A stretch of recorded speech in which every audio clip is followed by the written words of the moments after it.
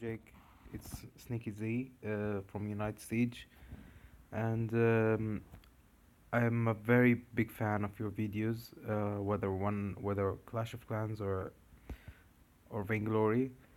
Well, I love your guild series. I saw your video about Taka, and so I decided I want to show you um, my own build for Catherine because really I hate how people use Catherine, and I think it's um, it's a disgrace for Catherine.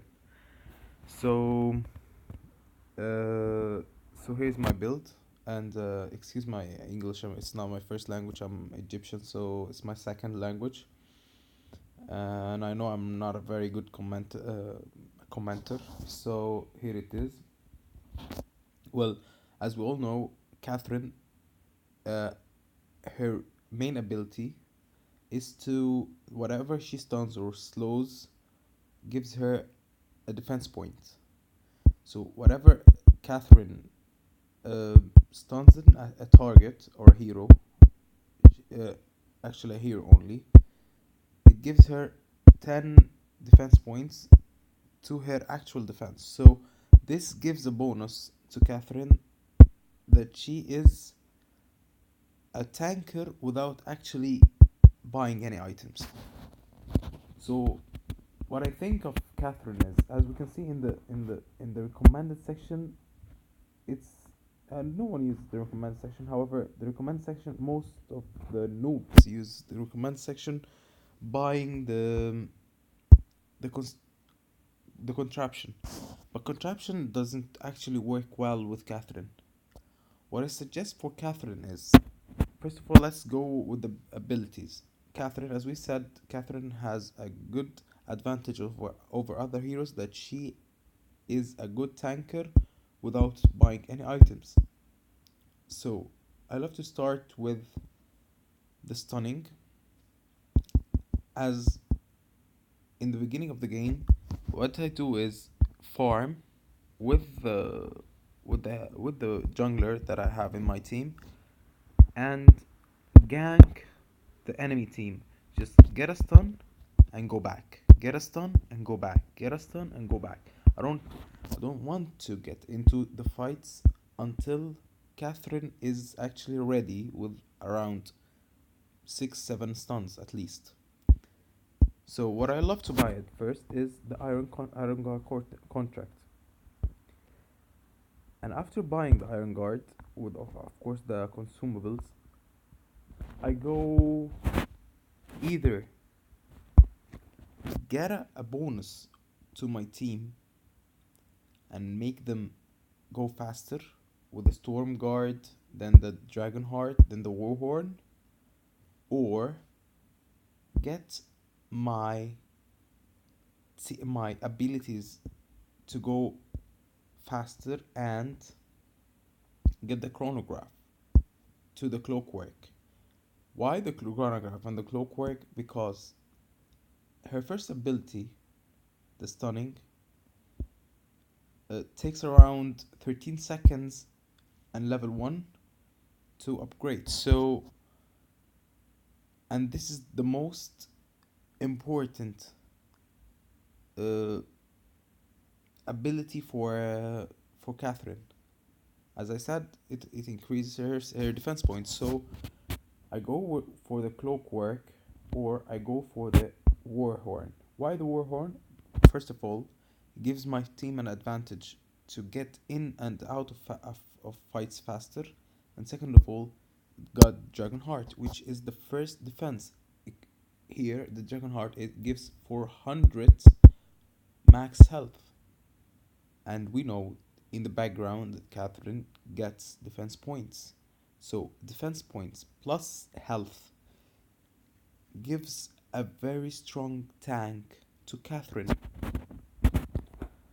If the team is going well in the beginning of the match, no ganking, no team fights, which I really want.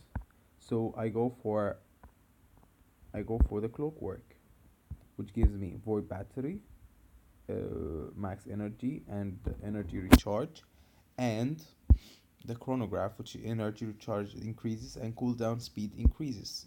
So I go for the clockwork. So let's say this there is no team fight, so I go for the clockwork, then the spring boots, then get back to the dragon heart, okay, then the war horn, and that's mid game.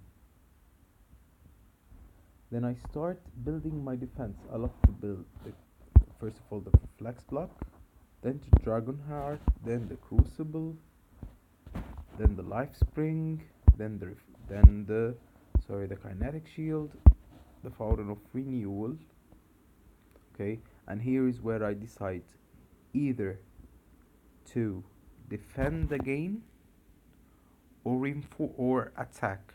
So if I have a very good strong team, a very good strong team that's fully item, and I have decided that the items are fully strong, I go for the Atlas.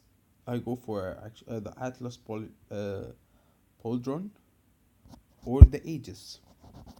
And how do I decide? Either um, either defend against the abilities. For example, let's say Salsat is there. I go for the Aegis. Or if Cruel is there, we know Cruel has a very rapid attack, and his lifesteal is really strong. So I go with the Atlas Plaudron. If I see my team slow, or they haven't actually chose the right items, I go for the Eve Harvest or the Broken Myth. Why the Broken Myth? Sometimes in the team fights, an enemy team will get shields, but my teammates do not have the right item, so I go for the Broken Myth. But actually, most of the time, I go for the Eve of Harvest. And honestly, I love going for the Atlas Plordron or the Aegis. Okay, here's my first arrangement of my items. Okay, here's the first set. The second set of and as we see here, I chose for the first ability, then I choose the second ability, then I choose the third ability, then I choose again the first ability, then the fourth ability, then the fifth ability, then the sixth ability, then the seventh, eighth, ninth, 10th, 11, then 12. I love to give the overdrive to the second ability, to the first and the second ability. And the third ability, I just give it 2 because it takes about around 57 seconds to regenerate, which is really slow, and it's reduced to 48 seconds in the level 3. So I recommend giving the overdrive to the first and second ability. Okay. Oh, here's the first arrangement of the items I have. But honestly, most of the time, I go for this arrangement: the Iron Guard, and then the Spring Boots. Then I go for the Dragon Heart, then the Stormguard Banner, then the Warhorn, then go for more defense like Flex Block, then the Dragon Heart, then go for the abilities with the Chronograph and the Void Battery, then the Clockwork, then go back to Defense Crucible, then the Life Spring, Kinetic Shield, Fountain of Renewal, then upgrade my travel boots to level tier 2, then get into defense again, choose either Aegis or Atlas production, or as I said, the Eve of Harvest. Okay, So I choose, for example, let's say going for the Atlas Pauldron, then coat of plates, Atlas Pauldron. Okay, then finally tire 3, and this is my build for Catherine, and she's really my, yeah, I love her. I love, I mean, I love playing with her. I believe she's the best tanker in the game. Um, she's very efficient. She's very fast, and if used well, no other team can crack this code. And thank you.